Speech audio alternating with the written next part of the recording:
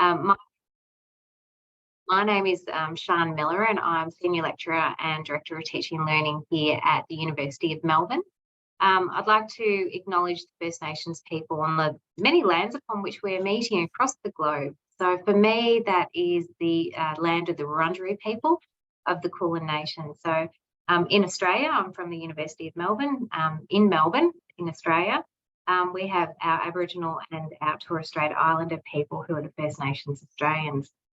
And I'd like to really acknowledge that for our country, the impact of colonisation on First Nations Australians, and also for a period of time in Australia, we had our stolen generations where young First Nations people were taken from their families forcibly, and the impact and the trauma from that process that happened for Australia needs to be recognised and has a great impact on our population today.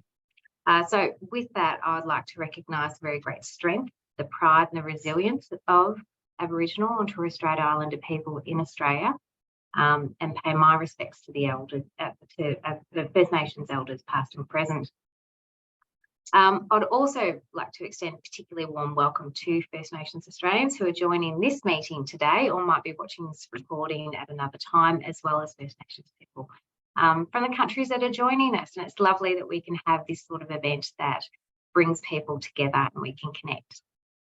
So welcome to the U21, the University's 21 Health Science Group Interprofessional Education seminar series that we're holding this year, and it's for staff in particular. So I'm chairing the staffing subgroup, and what we wanted to do, given that we have a focus this year on climate change, was to hold a three-part series that was really looking at how the healthcare sector might be impacted by climate change, and what we as academics who are teaching health, that the health professions as they're coming through, could be doing about that.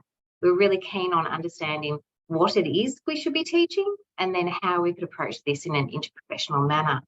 So this is the second presentation in this seminar series. In April, we had the first presentation, and that was by Professors Miles Sargent and Altaf Aram from McMaster University.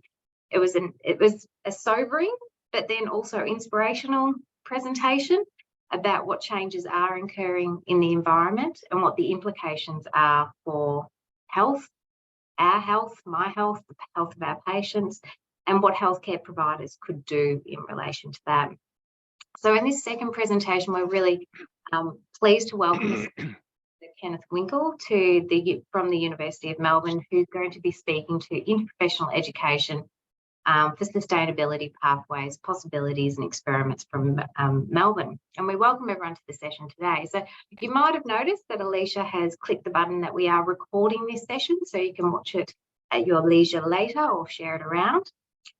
We do have the opportunity for chat, so you can chat throughout this session. You can also ask question and answers, which we'll have a look at that, and Ken will be able to have that opportunity, hopefully at the end, to be able to respond to some of those questions. So what I'd love to do now is introduce Ken, who's going to be speaking to us today. And we're very grateful for the time that you've given up in this presentation, but I know that it's passion area for you. So Associate Professor Ken Winkel is currently a teaching specialist within the Melbourne School of Population and Global Health at the University of Melbourne. He's the former director of the Australian Venom Research Unit at the University of Melbourne. So Ken represents Faculty of Medicine, Dentistry and Health Sciences on the Sustainability Advisory Group for the University of Melbourne, and coordinates postgraduate healthcare sustainability and undergraduate One Health teaching. Ken is affiliated with the Medical History Museum within the Melbourne Medical School, is a fellow of the Australasian College of Tropical Medicine, a member of the Doctors for the Environment Australia Biodiversity Special Interest Group, and the Australasian College of Tropical Medicine One Health Special Interest Group. Ken's an alumnus of University of Melbourne, University of Queensland and Swiss Tropical Institute. Ken has published more than 100 papers on the One Health topics, including in the Lancet and Lancet Planetary Health, has secured more than $7 million in funding from state and federal health departments, including NHMRC. Ken has won multiple teaching awards, and I think we're going to hear about some of this today and what you're going to be presenting including the Sharing Place and Learning Together partnerships with Meningrida. I've said that wrong for certain, Ken. Meningrida. College in Arnhem Land. Thank you for correcting me. And for the Our Planet Health teaching collaboration with the Doherty Institute and Melbourne Veterinary School. Ken has supervised numerous PhD and other students and is now focused on amplifying the sustainability and healthcare agenda. So Ken, we'll hand over to you now. Thank you very much for your presence today. And I'm going to also pop into the chat some information about the U21 groups if people are interested in looking at afterwards. Thank you, Ken. Thanks, Sian. And I guess we can all go home now after all of that. So I'll just share my screen and hopefully all will go well. Hopefully we can see that now. Okay. Okay, so thank you very much for the opportunity to speak today. I guess my control bar is obliterating HG Wells there, but doesn't matter.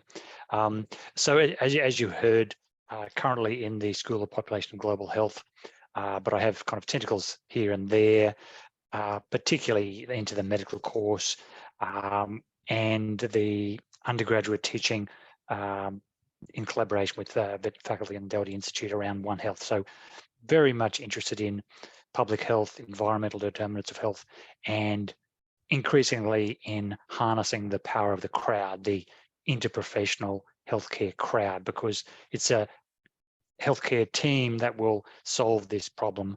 And we very much need to get our students acculturated before they get into their professional silos, even at the undergraduate level, if not in school, and thinking about how we need many voices, many epistemologies, and many ways of knowing and being to really solve some of these wicked problems. And we know that the universities and healthcare faculties, I think, are not precisely at the cutting edge of the change in higher education that needs to be really substantially addressing and leading the kind of national and international responses. We've got kind of pockets of excellence.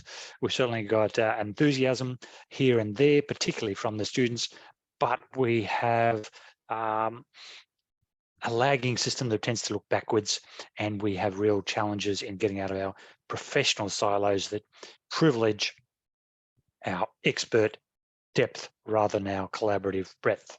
So I'll take you through a little story. First of all, beginning, of course, as Sian did, acknowledging the traditional custodians of country that I'm coming to you from, the Wurundjeri people of the Kulin Nation, and really acknowledge that the custodianship of country is something that non-Indigenous peoples are really disconnected with in so much of the decisions made in everyday life, in the universities, in the big cities. It's not centering country. It's not centering our care for a non-human kin. It's privileging extractive modern society with all the advantages and disadvantages that come from it, including, of course, through the continual inexorable increase in, say, CO2 production, climate change, combined with, through this extractive approach to country, biodiversity loss. And we are getting up earlier than was predicted to tipping points in all of these areas, where we know that this next few years are really critical for the trajectory of human and planetary future. So just kind of talk about some of the things we've been doing, some of the things that are on the agenda, some of the things that have been underway for some years now, and I guess provide a little bit of a menu. But to some extent, it seems that like universities are hobbits in the Shire. You know, we're living quietly in our usual areas, in our usual mode, but over the horizon, climate change is marching. And are we up to it? Are we ready? Are we listening? Are we listening to country? Are we listening to the fever on the planet? We're seeing and experiencing some mild elements of that here in Australia. But I'm not sure that we're really responding with the alacrity that we need.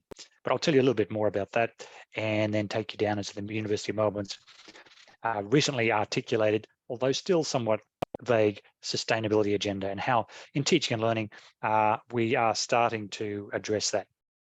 So in terms of the activities that I have been involved in, I guess the one that is most embedded so far, albeit it's in the undergraduate space, is our One Health dual subjects, first year and second year undergraduate subjects, which is really about systems thinking, transdisciplinary methods, thinking about ways of working across system scale to incorporate all kinds of different levels of expertise from the community, the voices of the community, through to university and global health experts focused around problem solving, particularly in new ways, but getting students used to, from the very beginning, acknowledging and looking forward to engaging with other forms of knowledge, other knowledge keepers, other ways of thinking, so that the traditional university focus on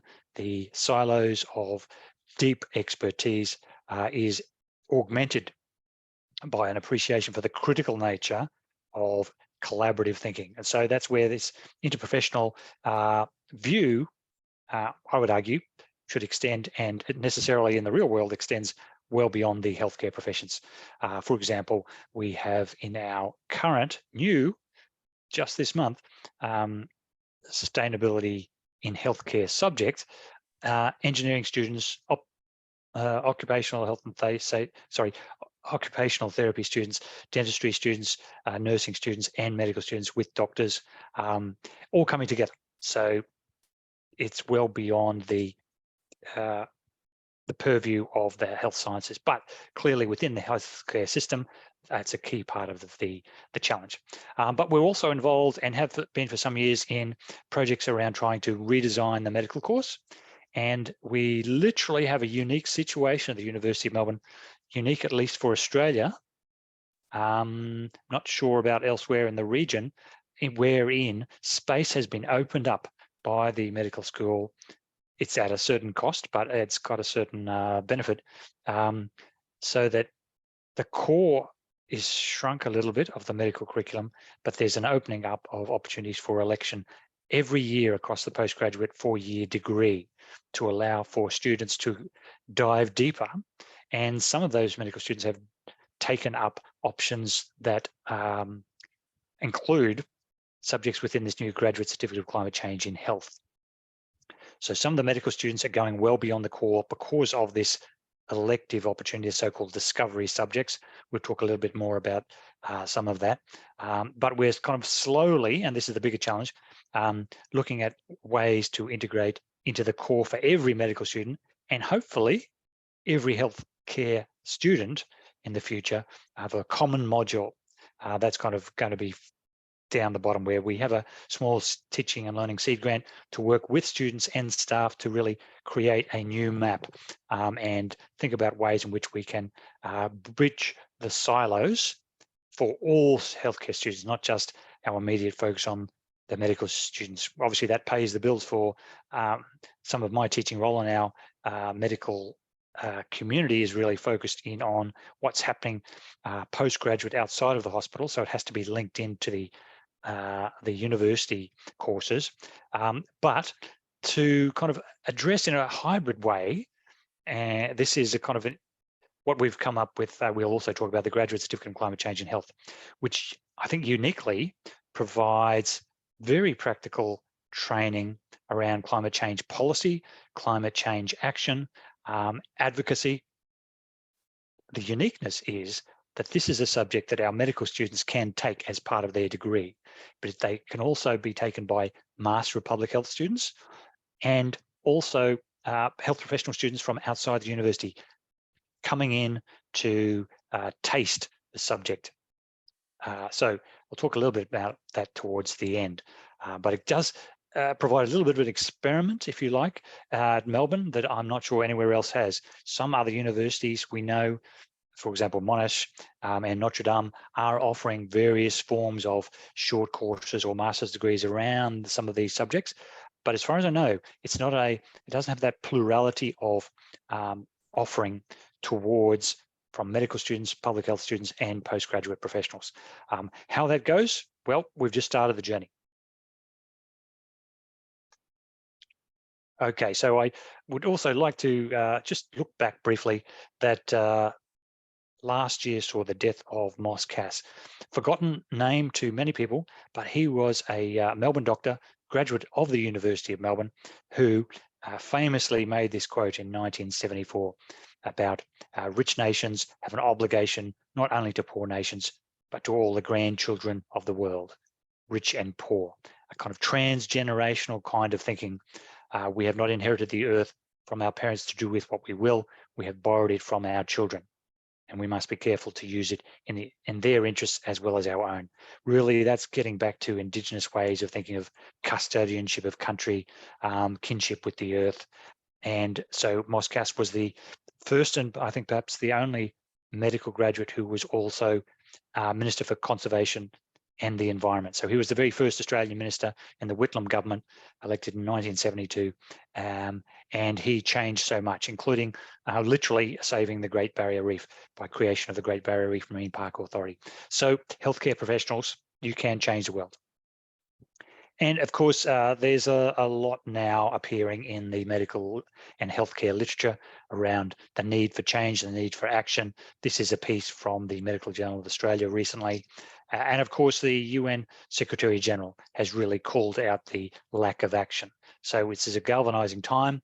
I myself have been working within the Doctors for the Environment Australia, also as a member of the AMA, as well as the School of Population and Global Health, to try to galvanize some change locally, as well as scale up the advocacy for national action. With a new federal government, there's a real promise, but still there's the commercial determinants that are constraining some of their actions. So we have to just get on with the job. And of course, as I think your previous speaker has talked about, there's also already evidence of climate change's impact, not just as a future modeled impact that will get more and more severe as tipping points are crossed, whether it's the capacity of the oceans to act as a sink for CO2 and the heat transfer, whether it's the translation of the tundra, Eurasian tundra, from carbon sink to carbon source, as we're seeing in North America with the forest fires, and indeed was seen in Australia in 2019, 2020. So we are seeing in Melbourne, in Victoria, in Australia, all of these impacts right now: air pollution, increasing allergens, extreme heat, drought, environmental degradation, wildfires, smoke. Indeed, we've got evidence now that that smoke has been killing the wildlife as much as it's been impacting the mortality and morbidity of humans. Vector ecology, we're now having unprecedented levels of Japanese encephalitis down here in Victoria and elsewhere in Australia. Food system impacts, well, we're pretty lucky so far, but we've seen price fluctuations in certain of our fruits and vegetables impacted by the wildfires, the droughts and the floods. So we're already becoming sensitive to some of those changes. We've seen the floods and fortunately it hasn't been too bad, the water quality impacts, but some parts of Australia have had impacts of deteriorating water quality. In Victoria, Sustainability Victoria, government-related entity, has done a survey. So you might think, oh, that's a little bit dated now. This is reported in 2019. But back in 2019, it was already evident that Victorian healthcare professionals were seeing the impacts of climate change on their communities. Thunderstorm asthma, heat stress, pollen-related allergies, pollution-related lung complaints, asthma, of course. So at that time, healthcare professionals agreed the public needed to be better informed, but few had the skills, the knowledge, the confidence to communicate about this same issue. So there is a gap in our education that is evident out there right now with the current impacts of climate change. So University of Melbourne just to give you a sense of how we view ourselves, where we fit. So according to Times Higher Education, we ranked 34 in world rankings of universities, 45th in world reputation, 21st in good health and well-being. So well known for its work on healthcare. And within the QS World Rankings of Sustainability last year, the university would grumble about the lack of acknowledgement of various activities that the university has been doing over the last few years. That gave us a rank of 51. But the university internally, you're saying, well, that underrepresents our true picture. Well, that may be the case, but we'll come to that in a minute. And typically, it's 24 students per staff, about 50,000 full-time equivalent students. Somewhat more females than males amongst our students, and a fair few international students, as is generally the case most major international universities these days. So the university has been thinking about sustainability and has recently, that was last year, released a Sustainability Plan 2030. Sets out general targets. And this is also in the context of a thing called Advancing Melbourne, basically the university-wide strategy looking forward, which incorporates an emphasis on place and community, discovery, education, and is explicitly articulated that sustainability supports all of these ambitions. So there's kind of an interlinking between university aspirations broadly and our sustainability plan, which talks about sustainability being integrated into our curriculum. And it uses this kind of rather odd and waffly language here that I don't totally understand what it says. Conscientiously extends beyond a baseline threshold each discipline's knowledge of the harmful impacts. Okay, that's a bit waffly, those targets. Indicators of performance, well, again, kind of a bit waffly. If we go to the very first one here, sustainability fellows and or sustainability-focused academic staff in each academic division. Not sure how many we can say within the medical faculty. We certainly haven't got sustainability fellows within the medical faculty at all. Sustainability focused academic staff in each academic division. Hard to count other than some fractional, very senior appointments, and not exactly focused on education alone. So the university is looking to have its graduates as leaders in shaping sustainable societies. But how do we get there? Well, the university just this last week has released its first report on that sustainability plan. So how are we going to the target towards the utopia we aim to be in 7 years' time? So mobilizing for action, this is the kind of theme around education. Here we have the big comment, really, embedding sustainability as a key touchstone in the university's new advancing students and education strategy. What's this new advancing students and university advancing students and education strategy? Just by the way, and we congratulate ourselves in this latest first report against that 2030 target, sustainability focused curriculum content in 4 new courses and subjects and courses. So there's not degrees. We don't have a sustainability degree, and that's across the entire university. So I think a bit underwhelming so far. There was a sustainability survey across the university asking about what is a top priority. 39% really argued for a priority, top priority being raising awareness of sustainability issues within the university community. I think I may have voted for that one.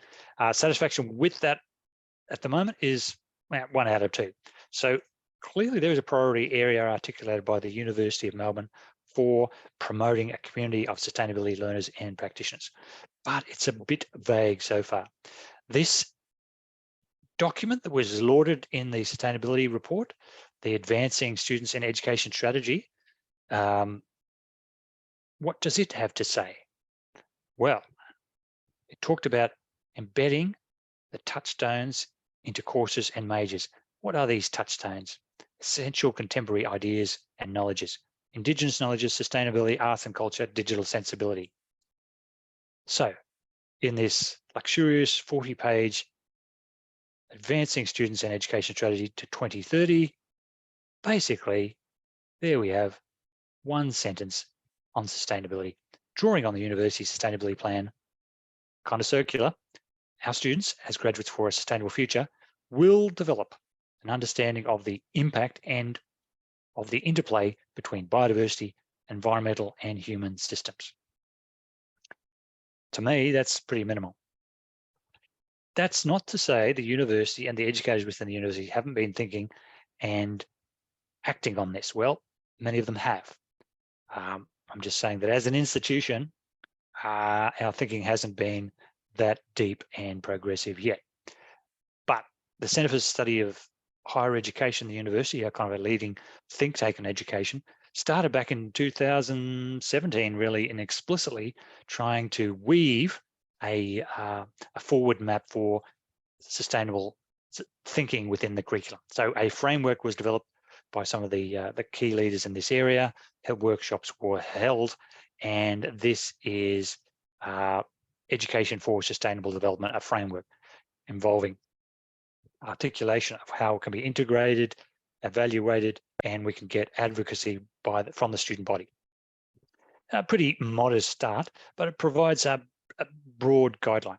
And the university introduced within the last few years, a compulsory sustainability module for all undergraduate students. So there are changes for all students that are underway, guided by a broad framework for sustainability teaching.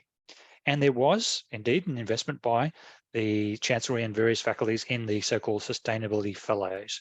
So these were people who were jointly funded by Central University and faculties to advance the agenda and advance the leadership in certain faculties around sustainability. University of Melbourne had a number of these, at least 4 of these Sustainability Fellows: Science, Graduate School of Education, Business and Economics, and Engineering, I believe. They were the main ones. Medicine, the richest faculty at the University of Melbourne, no, they didn't put their hands up. They have not had any education fellows. So we are behind within this faculty. So, but meantime, there has been action. Small scale, not kind of scaffolded on a large scale framework and scaled up, but small scale experiments. Hence, I guess, the title of the talk. So one of those has been our work under the banner of what's called the university breadth subjects. So these are subjects that can be taken by any of our undergraduates. And in fact, the university some years ago, when they were developing the Bologna model, have woven in this compulsory idea of breadth subjects for all undergraduate students during the course of their undergraduate studies.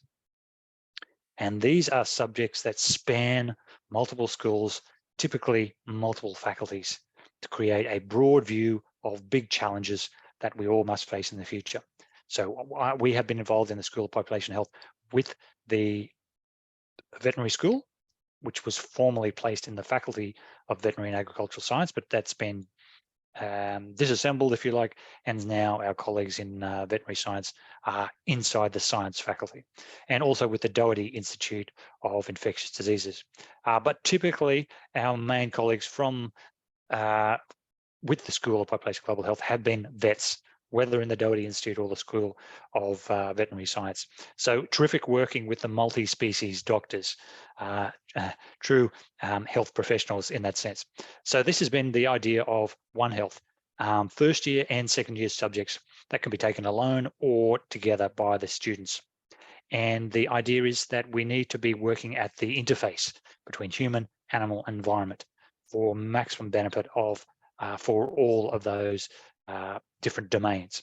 Too often, of course, we've been privileging human health, and indeed One Health, this notion of the connection and intimate interrelation between humans, animals, and environment, has been privileging domesticated animals that serve human needs, as opposed to the complete ecosystem of organisms, many of which are essential for invisible ecosystem services, but they're not explicit parts of our domesticated animal portfolio. In any case, this work started in 2018 with the first year subject. We brought on the second year subject, and we've now had a cohort of at least 600 students from all disciplines. well beyond biomedicine, well beyond those that are immediately concerned with health, to incorporate music, commerce, engineering, fine arts. We've also had psychology students, significant proportion of international students. But of course, we do have science students as a large proportion, and those who are doing biomedicine towards medical studies, towards the possibility of veterinary studies.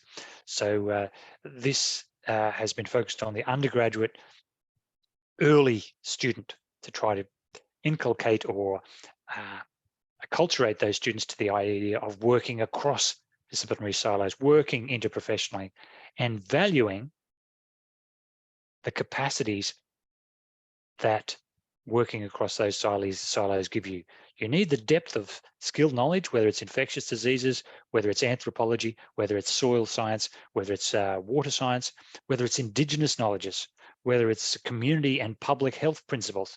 These all come together, bringing sectors and disciplines from higher education, the scientific world, society, government, utilities, commercial entities, to be communicating, collaborating, coordinating across disciplines to build new capacities to solve these challenging problems at the interface between the human, the animal, and the environment. So it uses multiple sectors, disciplines, and communities. And many of you may well be involved in this. But as far as we know, this undergraduate approach is unique in the world. Most One Health is focused postgraduate, and even in medical schools and veterinary schools, there's very little of it. In fact, we teach almost nothing in medical school, and never do we see the medical students coming together with the veterinary students, which is really what we should be doing next. Anyway, so One Health traditionally has been focused around the emerging pathogens from nature, zoonotic diseases. So I kind of mentioned that bias, but there's a lot more that can be done, a lot broader potential to promote nature-based solutions, nature's contribution to people, the so-called nomenclature around ecosystem services now, and this notion of transdisciplinary thinking, systems thinking, thinking across scales and disciplinary boundaries around. So the second year subject, the first year subject is more introductory.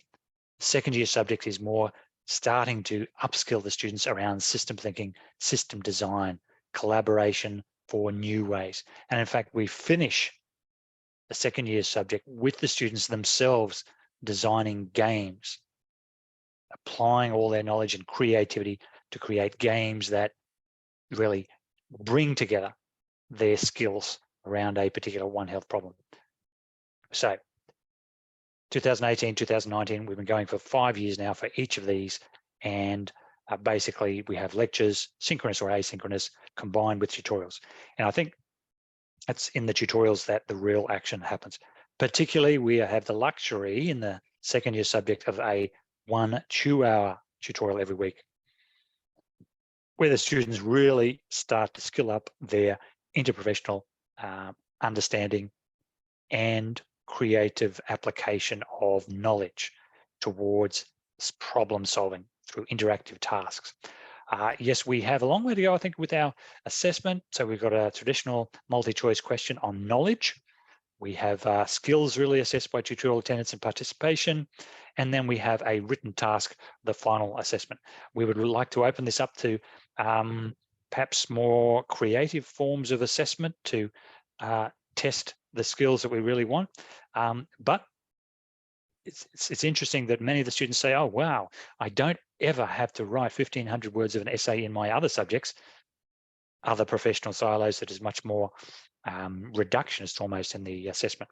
So actually we think long form writing to synthesize ideas is quite important, but we realize that enriching the assessment with other forms of teamwork, for example, would be a good thing in the future.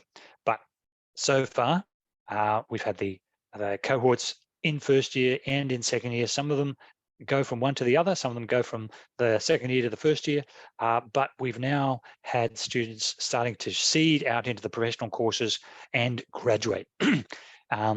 So we are very interested in mapping exactly how these courses influence the thinking and the destinations, the career trajectories of these students. But here's a couple of the things that we get the students involved with: learning on country, taking them on walks, games around some of the ideas of microbiome intersecting with our health, intersecting with the health of the environment. We get them to talk and question Nobel laureates about big system problems, talking to and engaging with Indigenous knowledge holders, speakers, academics. One of the important ones in Australia, Anne Polina from the Matuwara from Fitzroy River, Western Australia, a fantastic One Health systems thinking individual who is trying to transform the ways of governance of the Fitzroy River up at northwestern Australia.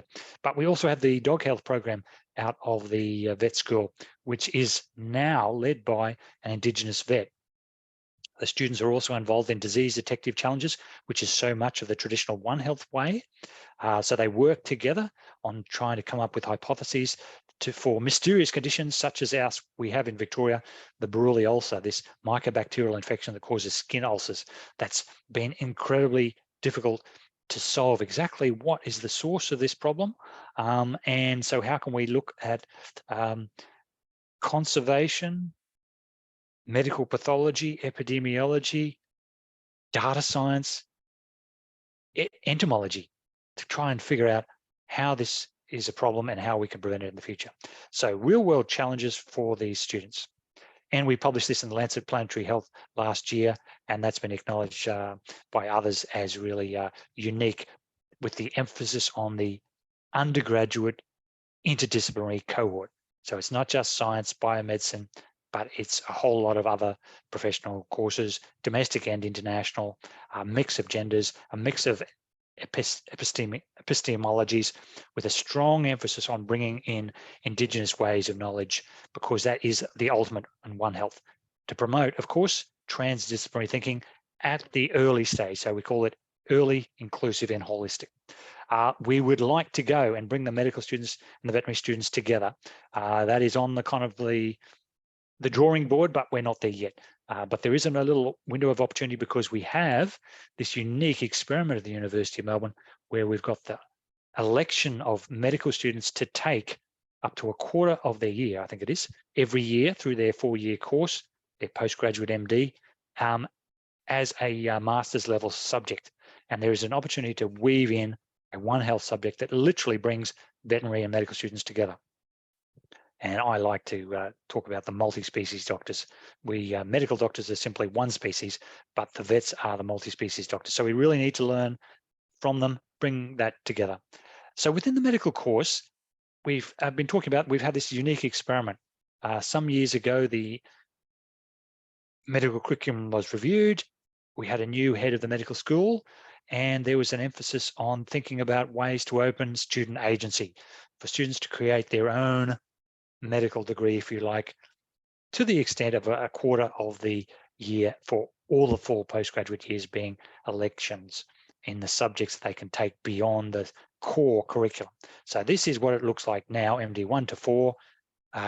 We are currently in the 2nd year of this new course. We still have a teaching out of the old course, which was entirely constrained. There was no election for students there. But for every year, we have these discovery options. So these options allow students to take Master of Public Health subjects, amongst other things, but that's a dominant source of election for students, which incorporate now, starting this year, sustainability in healthcare, climate change and health policy, and planetary health subjects. So students are taking that as enrichment in depth, not as core.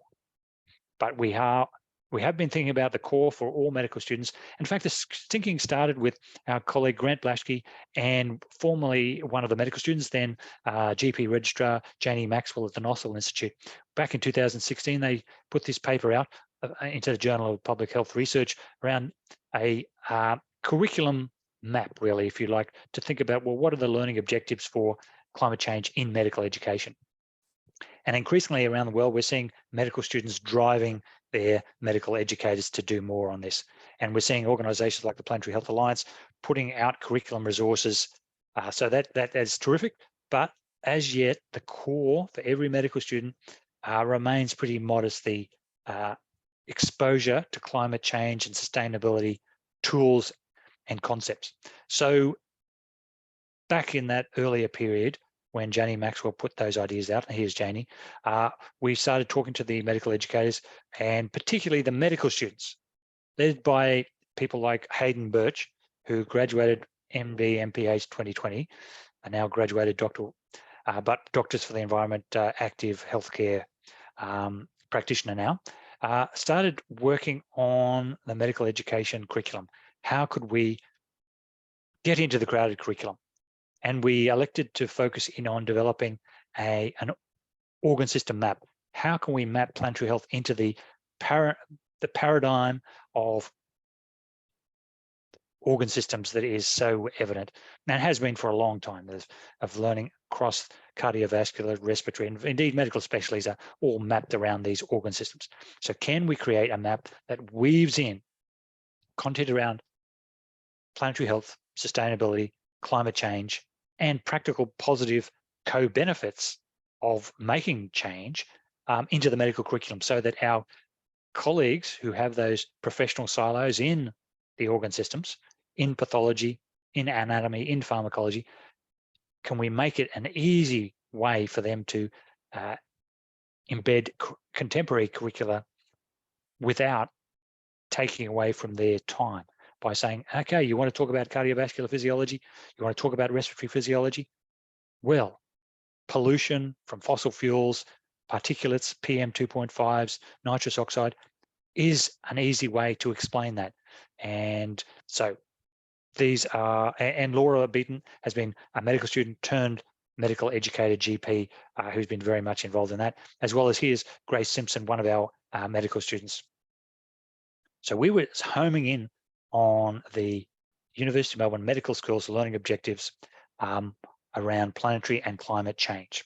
So a learning outcome and course intended learning outcome. How can we make it easier to get this content into the curriculum? So this, therefore, is lining up with the medical school's learning outcomes, the existing Medical Council's graduate student attributes, which is just about to be refined, but should be only better news rather than just the same old. Trying to integrate as a cross-cutting theme. So we have First Nations health as a cross-cutting theme across the entire medical course. And it is probably now apparent to the medical educators that planetary health, sustainability, climate change is a cross-cutting theme. So we want to integrate that across the years using this commonly accepted paradigm of organ systems. So we talked to the students, we started mapping their perceptions of the curriculum. We did the work across multiple workshops, and the students did a fantastic job of looking across different models to apply those models into the, we'll talk about that in a moment, into the organ system, the classical organ system model of preclinical teaching. But it also maps through into the professional colleges. They all emphasize these organ systems of respiratory physiology, cardiovascular, neurology, gastroenterology, endocrinology, because this is the way medicine works. These silos around these organ systems, specialties around these organ systems. So it just makes sense. And then after mapping using these models of sustainability, planetary health, World Health Organizations of climate change impact into these different organ systems, we involve clinicians, feedbacks, synthesis, and a document was generated. So the organ system, the determinants of health model, and the WHO consequences of climate change. These are the models that were folded in, including co-benefits to health of changing from less sustainable to more sustainable, and thinking about the fact that healthcare itself is a contributor to the environmental footprint of our society. So they're the classical blocks: the environment, the determinants of health framework, where we go from the upstream to the downstream, from the systemic, the social, the individual, down to the biophysical and the health status. And the WHO model of climate change impacts, folding in those other themes, mapping it, infographic, rich document, block by block. So this is a way to help our colleagues find the connections between the historic curriculum and one which is enriched with sustainability, climate change elements. So that has now been published. It's freely available. It's basically sponsored by the Doctors for the Environment Australia and is now being mapped into postgraduate medical specialist college and resident training throughout the country. So I said medical curriculum now has got these discovery pathways. So unique in Australia, maybe to elsewhere in the world. We have developed just this year the Graduate Certificate in Climate Change and Health. Catherine Bowen has been involved in leading that with Rosemary McKenzie, our Head of Teaching and Learning. So Catherine is our Deputy Director of Melbourne Climate Futures, a kind of health policy expert who is involved in the IPCC. And I have been involved directly with one of the new subjects within this new Graduate Certificate in Climate Change and Health. So our medical students can take some of these Graduate Certificate in Climate Change and subjects in their medical course to enrich their medical course. Unique experiment in the country, maybe in the world. These are the subjects, the core subjects, and the two electives they must choose from this smorgasbord. The subject down the bottom is the one that I have been involved in and just finished teaching. So that's sustainability and healthcare, where we've had second-year medical students, we've had MD, MPH medical students, and we have various health professionals, as I was mentioning before, across the allied health domains, and including science teacher, including an engineer. So really getting to that One Health notion of transdisciplinarity. But the focus of this course, which we're delivering to all these different audiences, is skilling up towards change, them becoming change agents in the healthcare setting that they're working or want to work. Assessment involves podcasting. This is literally one of the podcasts put out by the students for advocacy, developing a sustainability consultancy. This is the students just Monday this week delivered their oral presentation as a team with multiple health professionals represented there towards their healthcare environment. And right now they're working on a sustainability plan 3,000-word report. So this is all focused on skills for them to become change agents towards more sustainable healthcare in their healthcare setting as a member of a team to galvanize change for a more sustainable future. So very focused on upskilling for practical change. Now, we've also got a teaching and learning seed grant where we've started on the journey to develop a new interprofessional module to really try to go past the professional silos and offer some core teaching, which we haven't yet got for our health sciences as a group, to say every medical student, every physiotherapy student, dental student, nursing student will get knowledge and skills around some of the core elements of sustainable healthcare. So we've started a series of workshops to understand what's happening in the world, what's happening in Australia, what's happening in the university, and we would invite your contribution. Let me know if you're interested in being part of these online workshops to have a conversation, to find the best of the best and how it might apply to development of a University of Melbourne module for all health science students. We've started and brought together enthusiastic students and staff around a temporary Indigenous exhibition called Emu Sky. And that was to bring the students to the first point of considering holistically, what is sustainability? What is the Indigenous epistemology around sustainability?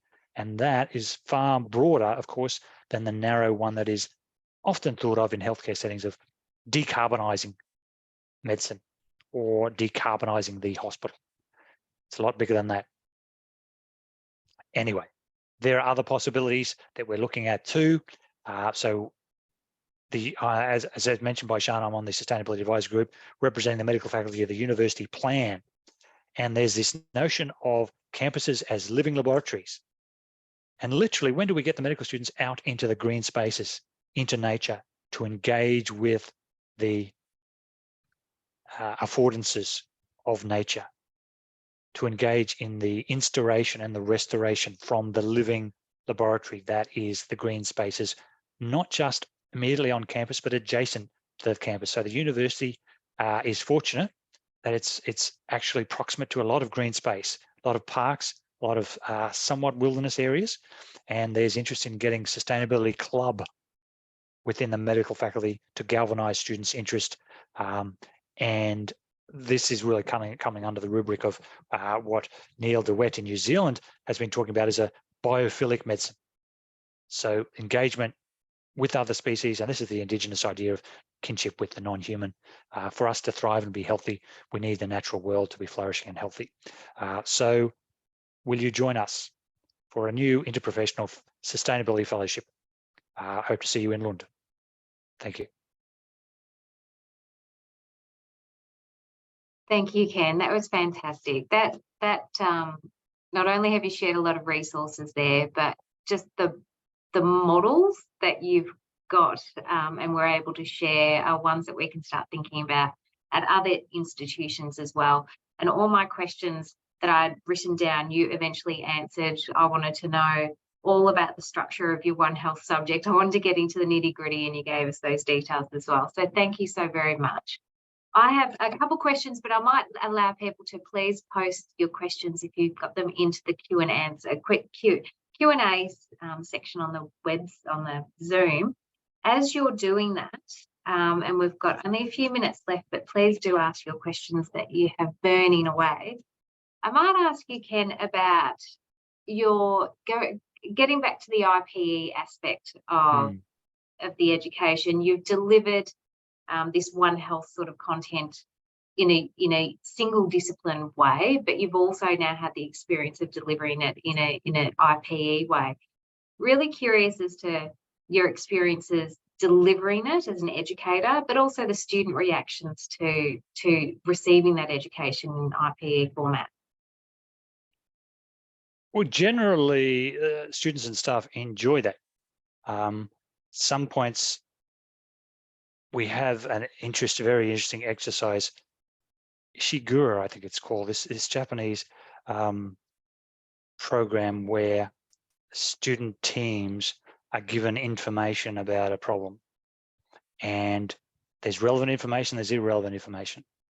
And suffice it to say that this process where they have a workshop of 2 hours where they have to try to figure out a series of tasks shows them that sometimes when we get a certain dominant voice and dominant way of thinking, actually we can go off on a pathway that is irrelevant to solving the problem, even though there may be kind of strong views and certain reasons why that seems like an inevitable and appropriate choice. So we get the students to experience amongst themselves. We had last year this team which stopped. We had a 2-hour workshop, and at like 1 hour and a half, this team had gone down a certain pathway of choices, and there had been not enough dissonance amongst these student members there to realize that they were focused on an irrelevant task. But right next to them was a team who worked much better as a team, and they were clearly well ahead of the other group. There was 4 groups, I think. And for the first time in the history of these subjects, we had one group at an hour and a half just stop because they realized they were never going to catch up. They had made mistakes in not really engaging across the team, and they'd been caught in a paradigm trap, if you like.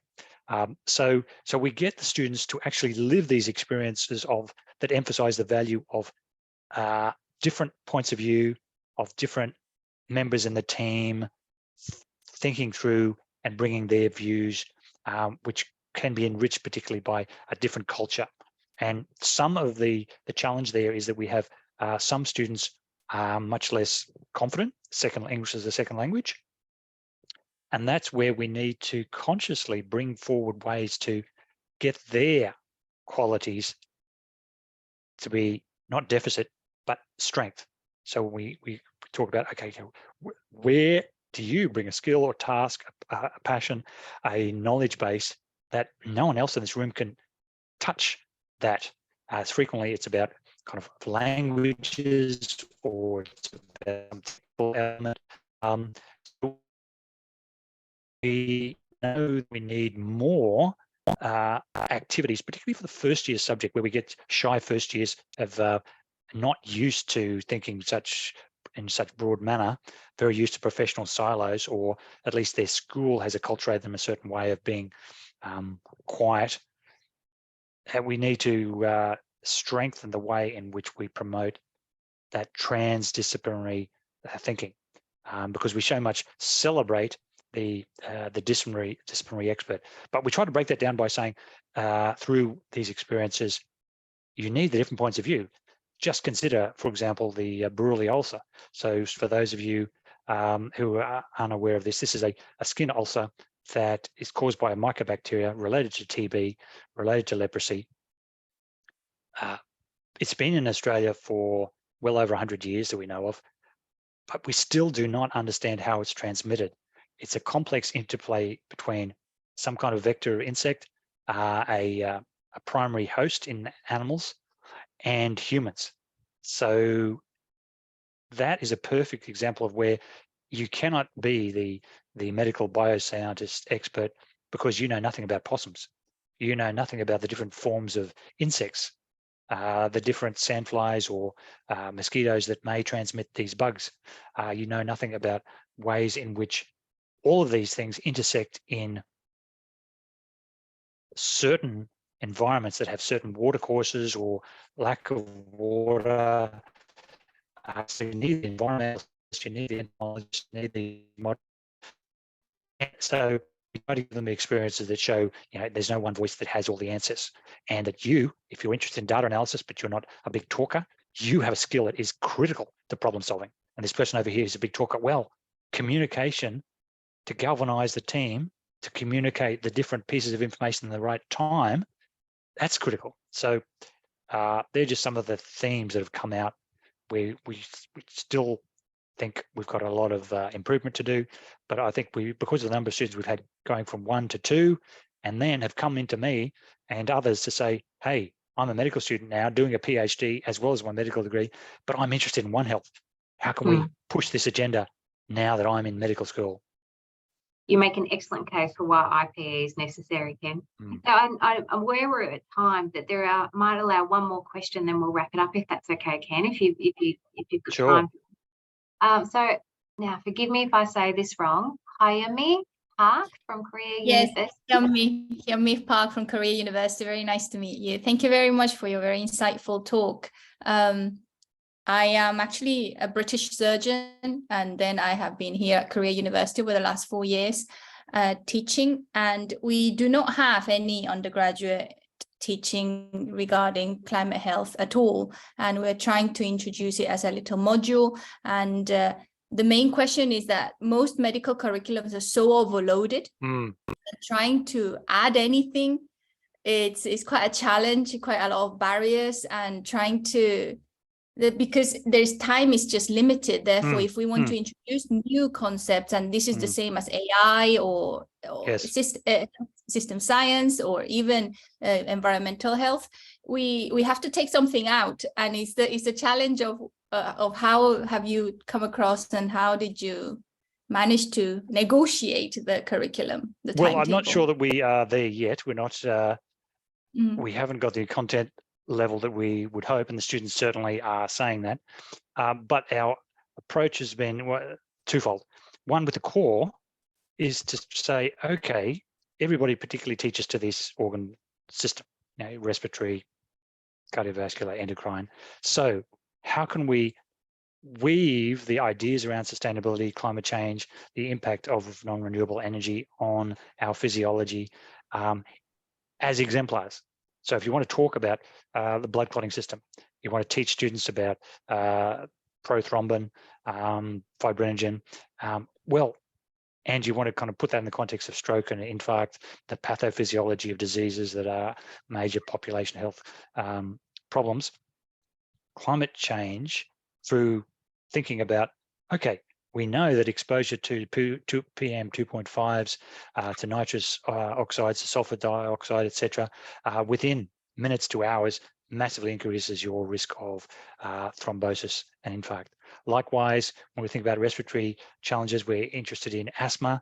Every medical student learns about asthma, its drug treatment, but we can frame your teaching in the context of acute exposure to either aerosols from cars or from bushfires, or from other forms of indoor pollution, say the gas stove and the leakage of the methane and all of the noxious volatile organic compounds from gas stoves as a teaching example.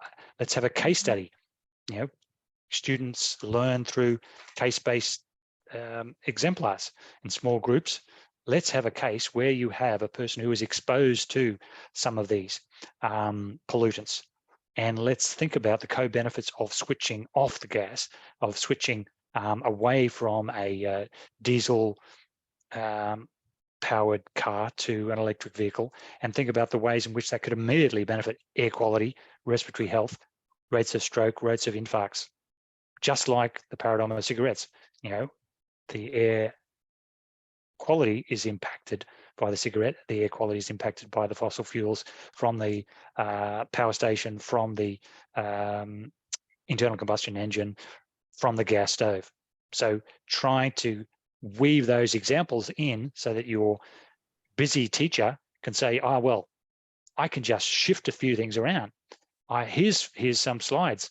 Here's some case studies already developed that are focused in on the interface between the adverse impact of the fossil fuel or the impact of flooding or in fire on health systems, on a patient who was a diabetic. So you can weave the stories that bring the pharmacology, bring the pathophysiology, but they've got that climate change element, the environmental determinant of health. They've got the co-benefits of changing the system. I think providing them with ready-made packages of teaching so they can actually teach it within their lessons, I think that's a brilliant idea. I shall be contacting you for that. Okay, terrific. And just to say that concurrent with that work with the medical students at the university here, there's also been some publications out of Atlanta, and a pediatrician working with medical students on organ system, doing the same kind of thing. So it's not unique, but it's just a way of trying to ease through that crowded curriculum to say, how it's not asking you to put new stuff, it's just asking you to tweak the classical stuff. Yeah, thank you. Ken. Thank you, Ken. I think that was the thing that was challenging us, is knowing, not being an expert, how do we package this up and teach? Well, it also needs upskilling of the teaching staff. So the critical literacy of staff is addressing the gap that the students perceive in the staff. Yeah, I agree. And we feel that gap. That was part of our rationale for doing this series. Yep. Thank you so much, Ken, for sharing your knowledge, your experience, your expertise on this. I remind everyone that there will be the third seminar on the 20th of June that we'll be promoting soon. So we'll make sure that we send out information about that. But please join me in thanking Ken Winkel, Associate Professor Ken Winkel, for your time and your presentation. Thanks so much, Ken. Pleasure. Thanks, everyone. Have a great rest of the day, night, wherever you are.